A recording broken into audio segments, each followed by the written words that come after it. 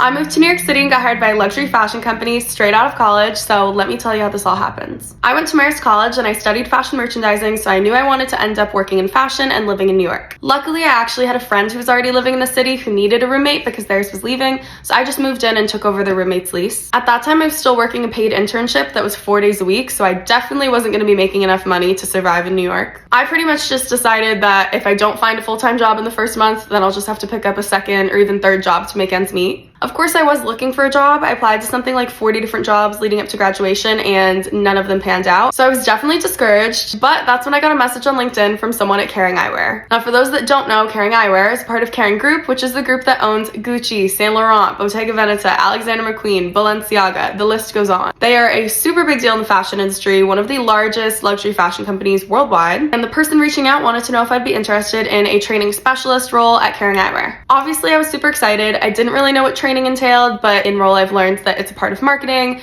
and it has to do with a lot of creating presentations and like visual creative stuff, as well as sometimes presenting, and you work across all of the Kering Eyewear brands. So from there, it took about 4 interviews over a period of a month before they offered me the job. Obviously, I said yes, and I ended up starting in July, which was just a month after I'd first moved to New York City. Let me know in the comments if you have any questions, and follow along for more of my life living in New York City and working in fashion.